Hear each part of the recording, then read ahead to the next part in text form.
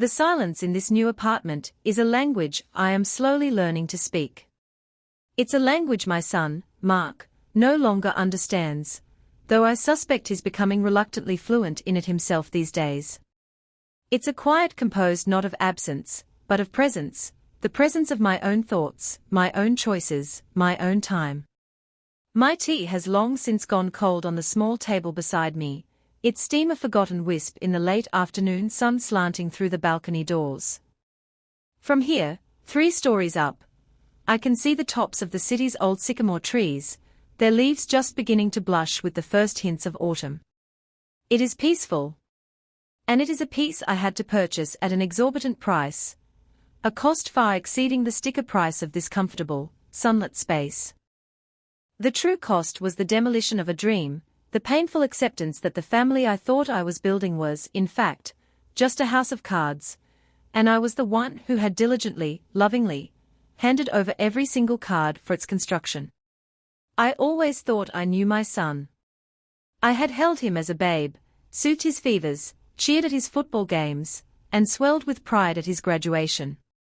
I saw in his face the echo of my late husband, David, a man of such profound integrity that the very memory of him feels like an anchor in a turbulent sea. 4 years after David passed, I thought that anchor was enough to hold us all steady. I believed that the foundation of love and sacrifice we had laid together was unshakable. I was wrong. My generosity, I have learned, was not seen as a gift of love, but as a utility, as readily available and expected as the water from a tap. And when you are seen as a utility, there is no grief when you are shut off, only annoyance and a frantic search for another source. The monument to my foolishness still stands on a manicured lawn in the wealthiest part of town, a grand stone mansion that I have seen only once since the night I left it. I don't think of it as a house. To me, it is a tombstone, marking the death of a mother's naive trust.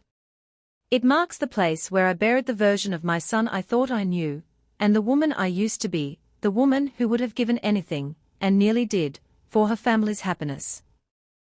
It all started, as these things so often do, not with a bang, but with a series of quiet, accumulating whispers of want that grew into a roar of demand. And I, listening with a mother's heart instead of a clear head, mistook that roar for the sound of a family building a life together. My life with David had been a masterclass in prudence and partnership. We met in college, 2 young people with more ambition than money, and we built our world brick by brick. David was an engineer, methodical and brilliant, and he started his own small firm specializing in civil infrastructure. I was a bookkeeper, a woman who understood that numbers on a page told a story of security or precarity, of discipline or indulgence. Together, we were a formidable team. We lived in a modest 3-bedroom home in a respectable, middle-class neighborhood, the kind of place where neighbors borrowed cups of sugar and children played in the streets until dusk. We never bought a car we couldn't pay for in cash, never took a vacation that wasn't budgeted for a year in advance. Our one indulgence was our library, shelves groaning with books that we considered an investment in our minds. David's firm grew slowly, then steadily, then exponentially. By the time he was 50, we were what people would call wealthy. But we never changed our lifestyle. The numbers in our investment portfolio swelled, but the numbers on our grocery receipts remained stubbornly sensible. We were saving for a future we envisioned together, a future of comfortable retirement, of travel, of being the kind of grandparents who could help with college tuition without a second thought. We tried to instill these values in Mark. We gave him stability, encouragement, and unconditional love. We paid for his university education outright, ensuring he would start his adult life free from the crushing weight of student debt. But we did not give him a trust fund or a sports car for his 18th birthday. We gave him a foundation, expecting him to build his own house upon it. Perhaps that was our first mistake. Surrounded by the casual wealth of his university peers, Mark seemed to view our quiet, disciplined life not as a strength, but as a quaint eccentricity. He loved us, I have no doubt, But he was seduced by the gleam of the new, the expensive, the effortlessly acquired. When David died suddenly from a heart attack at 62, the world tilted on its axis. The grief was a physical force, a weight that pressed down on my chest and made it difficult to breathe. But through the haze of loss, I knew I had a responsibility to honor the life we had built. I was no helpless widow. I had been David's partner in all things, and I understood the intricate tapestry of our finances, as well as he had. I took the reins of the estate, working with our financial advisor and lawyer to ensure the legacy of our hard work was secure. It was my sacred trust. A year later, Mark brought Chloe home to meet me. She was striking, polished, with a smile that was perfectly calibrated but never quite reached her eyes. She worked in public relations, a field that seemed to be about crafting perception, and she was exceptionally good at it. She looked around my comfortable, slightly worn home, with an appraising glance I couldn't quite decipher at the time. I see it now for what it was, an inventory. She wasn't seeing a home filled with memories, she was seeing assets. Mark was besotted. He hung on her every word, his own personality seeming to recede in the bright, sharp glare of hers. I tried to like her, for his sake. I told myself her ambition was a good thing, that she would push him. I just didn't realize she would be pushing him, and me, right over a cliff. The requests began so subtly that to refuse them would have seemed churlish, even cruel. It started with their wedding. Chloe had a vision, a word she used often. Her vision involved a historic hotel ballroom, a couture gown, and a guest list filled with her professional contacts. Mark, an architect at a mid-level firm, and Chloe, despite her polished appearance, did not have the income for such a vision. They came to me, scripts rehearsed, talking about a once-in-a-lifetime event. Chloe sat quietly, letting Mark do the talking, a tactic I would later recognize as a signature move. He was the soft glove, she was the iron fist within. I looked at my son, my only child, asking for help to celebrate the happiest day of his life. What mother could say no? I wrote them a check for $50,000, a sum David and I had carefully saved for a grand tour of Italy, a trip we would now never take.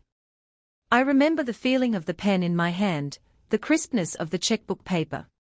It felt like a betrayal of David, of our shared plans, but I pushed the feeling down. This was for Mark's future, I reasoned. The gratitude was effusive, a tidal wave of hugs and thank yous that receded almost as quickly as it came. Soon after the wedding, the next project emerged, their first home. The apartments they could afford were, in Chloe's words, uninspiring. She had found a charming, but pricey townhouse in a neighborhood known for its excellent schools and rising property values. Their combined salaries weren't enough to secure the mortgage. They didn't have a sufficient down payment. Once again, they sat on my sofa, presenting their problem as a carefully considered investment opportunity. "It's for our future children, Mom," Mark said, his voice earnest. "We want to give them the best start." This was the masterstroke, invoking the grandchildren I longed for. It was emotional blackmail wrapped in the guise of responsible family planning. I sold a block of stocks that David had always called our rainy day fund. I gave them $150,000 for the down payment. It rained, I told myself, so I used the fund. I just didn't see the hurricane on the horizon. My granddaughter, Lily, was born a year later, and she was a perfect, brilliant light. I adored her instantly. Holding her felt like holding a piece of my history and my future all at once. But Lily's arrival, which should have been a source of pure joy, also became another justification for their escalating financial needs. It was no longer about what Chloe and Mark wanted, it was about what Lily needed. Private preschool, because the public one lacked resources, specialized ballet classes to nurture her obvious talent, organic, farm-to-table meal delivery services, because Chloe was too busy to cook and wanted only the best for her daughter. Each time, I gave in. I was paying for access to my own granddaughter. My own life, in the meantime, began to shrink. The paint on my house was peeling, but the quotes for a new paint job seemed extravagant when Mark mentioned needing new tires for his imported sedan. The roof needed patching, but Chloe was talking about how a trip to Aspen would be so good for their social visibility. I stopped buying new clothes, telling myself I had plenty. I drove my 10-year-old sedan, meticulously maintained by my trusted local mechanic. I was a wealthy woman living like a pauper, pouring my resources into a grand illusion of a happy, thriving family, all the while ignoring the cracks forming in the foundation. I was so focused on their perceived happiness that I failed to notice my own was draining away, one check at a time. The idea of the mansion arrived on a Sunday afternoon, presented not as a request, but as a revelation. Mark and Chloe had come for dinner, a rarer and rarer occasion. Lily, then 5 years old, was playing on the floor with a set of wooden blocks that had once been Mark's. I felt a familiar pang of hope that this might be a return to normalcy. After I had cleared the dishes, Chloe motioned for me to sit down, her expression one of serious, manufactured excitement. "Eleanor," she began, using my first name as she always did, a subtle repositioning of our relationship from family to peers. "Mark and I have had the most incredible idea. A solution, really. For all of us," Mark chimed in, his voice brimming with a rehearsed enthusiasm that didn't quite mask his nervousness. "Mom, our house is bursting at the seams. And with you here, all alone in this big place, we were thinking. What if we pooled our resources?" My heart constricted. I knew what pooled our resources meant. It meant my resources. Chloe slid a glossy real estate brochure across my oak dining table, the very table she would one day banish to a storage unit. The photo on the front was of a magnificent, stone-faced mansion, a relic of a bygone era of immense wealth, set on 5 acres of sprawling green lawn. It was called the Blackwood Estate. "It's in foreclosure," Chloe said, her voice dropping to a conspiratorial whisper. "We could get it for a steal. It needs work, of course, but think of it, Eleanor. A true family home.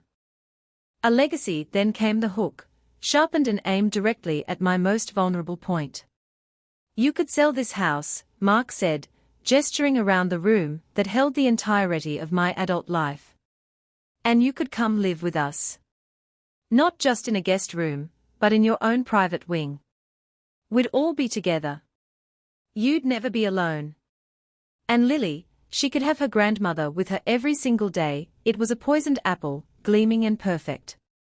The loneliness of widowhood was a constant, low-grade ache, and the thought of tucking Lily into bed each night was a powerful siren song. They painted a beautiful picture of shared holidays, of Sunday dinners in a grand dining hall, of me, the respected matriarch, presiding over a bustling, happy home. They sold it as a plan for my care, a way to keep me safe and loved as I grew older. They made it sound as if they were doing me the favor. I felt a deep, instinctual tremor of unease. The voice of David echoed in my mind, the quiet, steady voice of caution. "Never put all your eggs in one basket, Ellie." But their arguments were so persuasive, their visions so seductive. I was tired of the silence in my house, tired of rattling around with ghosts. A few days later, I had lunch with my dearest friend, Margaret. Margaret, a retired litigator with a mind like a steel trap, listened to the entire proposal without interruption. When I was finished, she set down her fork and looked at me, her eyes clear and unfooled. "Eleanor," she said, her tone leaving no room for argument. "This is a transparently terrible idea. They want to strip mine you. They want your assets to fund their fantasy life, and they are using your love for that little girl as the drill. Do not do this. Do not sell your home. And if by some madness you do, you make sure your name is on that deed as a joint tenant with non-negotiable rights of survivorship. Do you understand me?" Her words were a splash of cold water, but the warmth of the dream they were selling was hard to shake. A wing of my own, I thought. Lily, just down the hall. I told myself Margaret was being cynical. I told myself that this time, it was different. This wasn't just a gift, it was an investment in our collective future. I was about to invest everything I had, and I had no idea of the real returns I was about to receive. The decision weighed on me for weeks. I spent long nights in my office, the small room where David and I had managed our lives, spreading my financial statements across the desk. The numbers were stark. The Blackwood estate, even at its foreclosure price, was listed at $2.5 million. My own home, fully paid off for 2 decades, was valued at a healthy $700,000. Mark and Chloe, I knew, could contribute maybe $50,000 at most, and that was being generous. The rest would have to come from me. It would mean not just selling my home, the sanctuary that held my memories, but also liquidating the majority of my investment portfolio. This wasn't just money, it was the physical manifestation of a lifetime of work, of delayed gratification, of shared dreams between my husband and me. It was my independence. It was my safety net. It was my promise to David that I would be secure. I called Mark, intending to express my reservations, but Chloe answered. She was ready for me. Eleanor, we've been thinking, she said smoothly, this isn't just about a house. It's about consolidating your estate. It's a smart move, financially. Instead of having your assets tied up in stocks and this older property, you'll be invested in prime real estate. It simplifies everything for the future. She made it sound like I was a doddering old fool who couldn't manage her own affairs. She was reframing my capitulation as a savvy financial strategy. Worn down by their persistence and my own gnawing loneliness, I finally agreed. I remember the phone call. Their reaction was explosive. There were whoops of joy on the other end of the line, promises that I would be treated like a queen, that I would never regret this decision. You're the best mom in the world. Mark shouted, his voice cracking with emotion. For a moment, it felt real. For a moment, I believed him. My lawyer, a cautious man who had served our family for 30 years, was aghast when I told him my plan. He echoed Margaret's warning almost verbatim. Eleanor, this is profoundly unwise. If you insist on proceeding, your name must be on the title. There is no other option. It protects you. It protects your investment. When I relayed this to Mark and Chloe, there was a sudden, chilling silence. After a moment, Chloe came back on the line, her voice tight with feigned regret. Oh, there's a problem with that, Eleanor. The bank? Because we are the ones carrying the small mortgage for the renovation loan, they are insisting the title be solely in our names to streamline the paperwork. It's just a formality. A bureaucratic hoop we have to jump through. It was a lie, and a flimsy one at that, but I was too far down the path to turn back. Don't worry, she added brightly, sensing my hesitation. We'll draw up a personal contract. A legal document stating that you have the right to live in the house for the rest of your life, in your designated wing. It's just as good. It was not just as good. My lawyer told me so. Margaret told me so. My own gut told me so. But I was trapped in the narrative they had spun, the dream of a family reunited. I signed the papers to sell my home. I authorized the liquidation of stocks that had been with us for decades. I watched as a lifetime of security was transferred, in one staggering digital waterfall, into an account controlled by my son and his wife. The final amount was just over $2 million. The day the funds cleared, I sat in my empty living room, the furniture already tagged for moving or storage, and I felt a profound sense of dread mixed with a desperate, fragile hope. I had given them my past and my future. All I could do was pray they would be gentle with both. The purchase of the Blackwood estate went through smoothly, and for a week, there was a flurry of shared excitement. Mark and Chloe were giddy, walking me through the vast, echoing rooms, while Lily ran shrieking with delight across the dusty hardwood floors. We stood on the grand flagstone terrace overlooking the overgrown gardens, and Chloe wrapped an arm around my shoulders. "See, Eleanor," she said, her voice soft. "Isn't it magnificent? Our home," the word "our" hung in the air, a promise I clung to like a life raft. But the moment the renovations began, the sense of "our" began to evaporate. Chloe hired a high-end interior designer, a woman with a severe haircut, and a portfolio filled with cold, minimalist spaces that looked more like art galleries than homes. My own taste, which leaned toward comfortable, traditional elegance, was immediately and systematically dismissed. When the designer presented swatches of grey, charcoal, and beige, I tentatively suggested a warmer palette for the main living area. "Perhaps a soft gold or a sage green," I offered. Chloe smiled that tight, polite smile of hers. "Oh, Eleanor, that's a bit dated, isn't it? We're going for a very clean, modern luxe aesthetic. It's much more sophisticated." I was being told, gently but firmly, that my taste, my history, my very essence, was dated. The private grandmother's wing, they had promised with such fanfare, turned out to be 2 modest rooms and a bathroom tucked away at the back of the second floor, in what had clearly been the servants' quarters.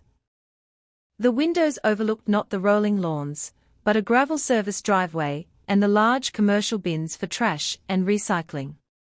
When I expressed my mild surprise, Mark looked uncomfortable. "It's for privacy, Mom," he said, avoiding my gaze. "You'll have your own quiet space, away from all the hustle and bustle." I was being isolated, but it was being framed as a luxury. The most painful rejection came when the movers delivered the last of my belongings from my old house. Among them was my dining table. It was a beautiful, solid oak table that David and I had bought at an antique market on our 5th wedding anniversary. It had borne witness to decades of family dinners, holiday feasts, and tearful confessions. It was the heart of my home. I imagined it in the grand dining room, a warm, solid presence amid all the newness. Chloe saw it being carried in and her face tightened. "What is that?" she asked, her voice sharp. "It's my dining table," I said, my voice small. "I thought it would be wonderful in the dining room." She walked around it, her expression one of distaste. "Eleanor, it's rustic. It just doesn't fit the vibe at all. The designer has already sourced a 10-foot marble slab table from Italy. We can put this in the storage unit with your other things, my other things." The phrase hung in the air. My life was being relegated to a 10 by 10-foot locker. Then came the inevitable financial overruns. The wiring was ancient. The plumbing was a catastrophe. The roof needed more than a patch, it needed a full replacement. Mark and Chloe came to me, their faces etched with worry. "Mom, we're in a bind," Mark began. "The contingency fund is gone. The contractors are threatening to walk." The unspoken question filled the cavernous, half-finished room. I was already in for over $2 million. What was another $150,000? I felt sick. This mansion was no longer a home, it was a money pit, and I was at the bottom of it. I wrote the check. My interactions with Mark grew more and more strained. He was busy, always busy. He rarely met my eye, and our conversations were brief and superficial. He was leaving the difficult business of managing me entirely to Chloe. I was becoming a ghost in the house I had bought, my presence tolerated, my opinions ignored, my resources steadily drained until there was almost nothing left. The renovations, after nearly a year and a staggering amount of my money, were finally complete. The mansion was transformed. It was undeniably stunning, though in a cold, impersonal way that felt more like a luxury hotel than a home. Every surface was polished, every angle was sharp, and every room was a testament to Chloe's modern luxe vision. To celebrate, she announced she would be hosting a housewarming party. This wasn't to be a simple gathering of friends and family, it was to be a major social event, a curated affair designed to launch them into the local stratosphere. The guest list was a who's who of the city's financial and social elite, people Chloe knew through her PR work. For a fleeting moment, I felt a spark of the old hope. Perhaps this would be it, the moment we could finally enjoy the fruits of all this labor and expense. I imagined myself greeting guests alongside my son, proudly showing them the home we had all built together. I even bought a new dress, a simple but elegant navy blue silk, for the occasion. The party was a week away when Chloe approached me. She found me in my small sitting room, reading. She didn't sit down. She stood in the doorway, her arms crossed, a portrait of breezy authority. "Eleanor," she said, her tone gentle, almost conspiratorial. "I wanted to talk to you about the party on Saturday. It's going to be quite a large affair, very crowded, and Mark and I will be rushing around all evening, playing host. It's a really important night for his career, making these connections." I nodded, waiting. "So," she continued, tilting her head slightly, "I was thinking, maybe it would be best if you just relaxed here in your wing during the main event. You could have a lovely dinner sent up. It's just going to be so chaotic, and honestly, I don't want you to get overwhelmed. We can introduce you to a few key people later on, once things have settled down." The words were so reasonable, so carefully chosen, wrapped in the guise of concern for my well-being. But their meaning was as clear and as sharp as a shard of glass. I was being asked to hide. I, the woman who had funded this entire opulent charade, was being told to make myself scarce, because my presence did not fit the vibe. I was an inconvenient, dated piece of furniture, to be tucked away out of sight of the important guests. The blood drained from my face. I could feel a tremor in my hands. I looked up at her, at this woman who had so expertly and ruthlessly dismantled my life, and for the first time, I saw her without any filter of hope or denial. I saw the cold, hard ambition and the utter contempt she held for me. Later that evening, I found Mark alone in the vast, silent kitchen, staring out at the floodlit gardens. My voice, when I spoke, was dangerously quiet. "Mark, did you know that Chloe has asked me to stay in my rooms during the party?" He flinched, but he didn't turn around. "Mom, it's not like that," he mumbled, his voice thick with shame. "She just has a vision for the evening. It's a lot of pressure. It's important for us, for the firm." I walked closer until I was standing right behind him. "I am asking you, my son. Is this what you want? For your mother to hide in her own home? The home I paid for, Mark. The home I gave up my life for. Do you want me to hide?" He finally turned, and his face was a miserable portrait of weakness. He couldn't meet my eyes. "It's just for a few hours, Mom," he whispered. "Please don't make a scene.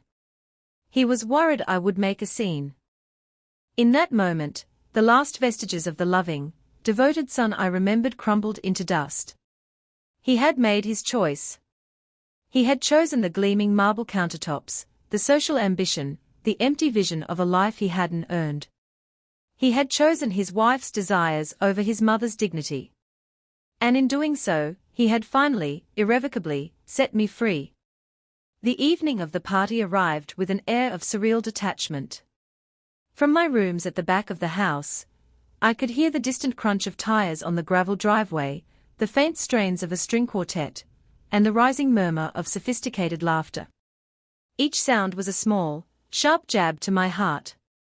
They had even arranged for a caterer to bring me a tray of food, a sad little plate of salmon and asparagus that I left untouched on the table. For a while, I sat in the dark, the humiliation a cold, heavy blanket. I thought I would cry, but the tears wouldn't come. The grief was too deep, too profound for something as simple as tears. It had cooled and hardened into something else entirely. A diamond-hard resolve. All the love, all the desperate hope, all the willful blindness had been burned away in the fire of Mark's final betrayal, leaving behind only a cold, stark clarity. I picked up my phone and called Margaret. "You were right," I said, my voice devoid of emotion. "You were right about everything." I told her what Chloe had said, what Mark had done. I heard her sharp intake of breath, followed by a low growl of pure fury. "That vile woman," she seethed. "And that spineless boy. Eleanor, you get out of that house tonight. But you are not leaving as a victim. You are going to leave as their creditor." I opened my laptop. I had been a fool for love, but I had not been a complete idiot. My bookkeeping habits were too deeply ingrained. I had a folder on my desktop, password protected and backed up to a cloud server. Inside it was every document, every email, every bank statement. The wire transfer confirmations for the house purchase. The subsequent transfer for the renovation overruns. Scanned copies of text messages where Mark had promised me a home for life. And, most importantly, a scanned copy of the personal contract they had both signed, the one guaranteeing me lifetime residency. It might not have been a deed, but it was a contract, and they were in breach of it. A plan began to form in my mind, not born of rage, but of a chilling, surgical precision. I packed a small overnight bag with a change of clothes, my toiletries, and my essential documents. I walked over to my dresser and picked up the one personal item I truly cared about in this house, a small, silver-framed photograph of David and a 7-year-old Mark, taken at the beach. Mark was beaming, his face full of innocent joy, sitting on his father's shoulders. I looked at the picture for a long moment, then slipped it into my handbag. I did not bother with the servants' corridor. I walked down the main hallway, my sensible shoes silent on the plush new runners. I descended the grand, sweeping staircase, each step a deliberate reclamation of my dignity. The party was in full swing in the great room below. The air was thick with perfume and the clinking of champagne flutes. I saw Chloe, a vision in a glittering silver dress, laughing with a man who I recognized as the CEO of a major bank. I saw Mark, standing beside her, a fixed smile on his face, looking trapped and miserable in his expensive suit. I walked directly into the center of the room. The string quartet faltered, one violin squeaking into the sudden quiet. Conversations trailed off. Heads turned. 100 pairs of eyes fixed on the plainly dressed older woman who had appeared in their midst.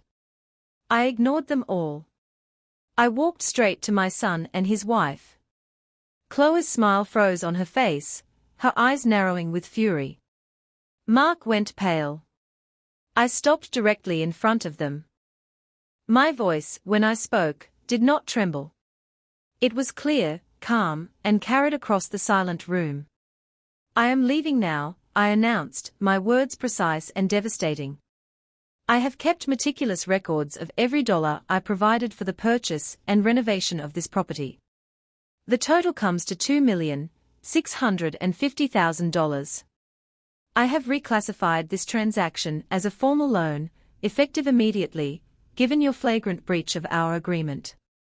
I expect that sum to be returned to me in full within 90 days. I paused, letting the words sink in, enjoying the flicker of panic in their eyes. My lawyer will be in contact with yours on Monday morning with the formal demand letter and all the necessary paperwork to place a senior lien against this property. Good evening. I turned my back on their stunned, horrified faces. I did not look at the shocked expressions of their important guests. I walked across the marble floor, my head held high, and out the massive front door into the cool night air, leaving a crater of silent, glorious ruin behind me. The first few days were a blur. I stayed with Margaret in her warm, cluttered apartment that felt more like a home than the mansion ever had. She fussed over me, making tea and soup and letting me talk or sit in silence as I needed. The adrenaline from my dramatic exit slowly faded, leaving behind the deep, aching bruise of my son's betrayal. I grieved for the boy he had been, and for the man he had failed to become. The phone calls started on Monday morning, just as my lawyer was drafting the demand letter. The first was from Chloe. Her voice was a venomous hiss. How dare you? How dare you humiliate us like that? You have ruined everything. We will fight you. That money was a gift, and you know it. You'll never see a penny of it. I didn't argue. I simply said, Chloe, all future communication can go through my lawyer, and I hung up. An hour later, Mark called. He was crying. It was a desperate, pleading sound that clawed at a part of me I thought was dead. Mom, what have you done? You're destroying us. We'll have to sell the house. We'll be bankrupt. How could you do this to your own son? The words were meant to guilt me, to shame me back into my role as the endlessly forgiving, endlessly providing mother. But something inside me had fundamentally shifted. I didn't do this, Mark, I said, my voice steady. You did. You had a home with me, a life, and you sold it for a party you didn't want me to attend. You made your choice. Now you have to live with it. I ended the call before he could reply. The legal battle was swift and brutal.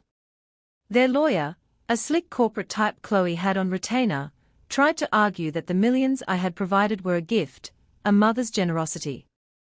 My lawyer, Mr. Henderson, a man of quiet competence and moral outrage on my behalf, calmly presented the mountain of evidence I had so carefully curated. He laid out the emails detailing the private wing and lifetime residency. He produced the text messages. He presented the signed personal contract, arguing that while not a deed, it was an explicit agreement that they had demonstrably violated, creating the grounds for a constructive trust. He proved, through bank statements, that they could not possibly have afforded the property without my funds, establishing a clear case for an equitable lien on the property to secure my investment. The story of my public denunciation at the party spread through their newly acquired social circle like a virus. In the world Chloe so desperately wanted to inhabit, appearances were everything, but so was old money and old-fashioned decency. Humiliating and attempting to defraud one's own mother was a transgression beyond the pale. They weren't seen as savvy social climbers, they were seen as predatory and cruel. Doors that had just begun to open were slammed shut in their faces. Business associates of Mark's suddenly became unavailable for lunch. Invitations to other exclusive events mysteriously never arrived. The most important communication, however, came from Lily. About a week into the ordeal, my phone rang with an unknown number. I answered cautiously. Grandma, a small voice whispered. It was Lily. I'm at my friend's house. Mommy is really mad and Daddy is sad all the time. I miss you, Grandma. I'm sorry they were mean to you. Tears streamed down my face, the first tears I had shed through this whole nightmare. They were not tears of sadness, but of overwhelming love. Oh, my sweet girl, I said, my voice thick. It's not your fault. None of this is your fault. I love you so much. That phone call was a lifeline. It solidified my resolve. I wasn't just fighting for my money or my dignity anymore. I was fighting to show my granddaughter what it means for a woman to stand up for herself. Faced with a mountain of debt, a losing legal case, and complete social ostracism, Mark and Chloe had no choice. They put the Blackwood estate on the market. The timing was terrible. The market had softened, and a distress sale never commands a premium. After paying the realtor's commission, the closing costs, and the capital gains tax, they were left with a sum that was considerably less than what they owed me. But it was enough. It was more than enough. The wire transfer that appeared in my account was for just over $2.3 million. Seeing that number, solid and real, wasn't a moment of triumph, but of quiet, profound relief. It was the sound of a lock clicking open, releasing me from a prison I hadn't realized I was in. The money wasn't the victory, the freedom was. I did not look for another house. The idea of owning a large, empty space held no appeal for me anymore. Instead, I found a beautiful, light-filled corner apartment in a modern building in the heart of the city. It has 2 bedrooms, 2 bathrooms, and a wide, generous balcony that I have filled with terracotta pots of geraniums, lavender, and rambling tomato vines. 1 bedroom is mine. The other is a dedicated guest room, painted a soft, sunny yellow. It is Lily's room, for whenever she wants or needs it. I began the slow, deliberate process of rebuilding my life on my own terms. I reconnected with the woman I was before my world started to revolve around my son's insatiable needs. I booked a trip to Italy, the one David and I had always dreamed of. I walked through the Uffizi Gallery in Florence and stood in the middle of the Colosseum in Rome, and I felt not David's absence, but his presence, his pride that I was finally living for myself. I enrolled in a university auditing program, sitting in on lectures about Renaissance art history and modern poetry, just for the joy of learning. I started volunteering at the local library, reading stories to children, their wide, trusting eyes a balm to my soul. I spent my afternoons with Margaret and other friends, enjoying long lunches, spirited card games, and the easy comfort of genuine companionship. The silence in my apartment transformed. It was no longer the sound of loneliness, but the sound of peace. It was the quiet hum of the refrigerator, the rustle of newspaper pages, the gentle ticking of a clock that measured my own time, a time that belonged to no one else. About 6 months after the sale of the mansion, Mark called me again. His voice was different. The bluster and the pleading were gone, replaced by a hollow, defeated tone. Chloe had left him. The woman who had built her life around the acquisition of status could not tolerate the loss of it. She took what she could in the divorce and moved to another city to start again. Mark was alone, living in a small, rented apartment, humbled and broken. "I was wrong, Mom," he said, his voice cracking. "I was weak, and I was a coward. I let her poison everything. I don't expect you to forgive me, but I am so sorry." Forgiveness. It is a complex, thorny thing. It is not a switch to be flipped. I agreed to meet him for coffee. When I saw him, I was struck by how young and lost he looked. We talked for an hour, the first honest conversation we'd had in years. I did not promise him forgiveness, not yet.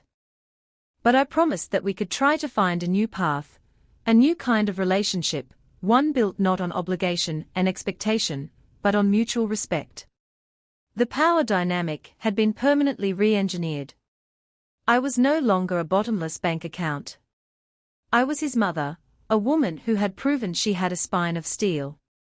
As I left the coffee shop, I felt a sense of closure. My story was not one of revenge. It was one of reclamation. I had reclaimed my fortune, my independence, and my self-worth. I went home to my sunlit apartment, made a cup of tea, and sat on my balcony, looking out at the city. I picked up the small silver frame from my side table, the one of David and a young Mark. I looked at my husband's smiling face, and I knew, with a certainty that settled deep in my bones, that he would be proud. I had honored the life we built together by refusing to let it be torn down. I had found, in the wreckage of my old dreams, the foundation for a new and better life.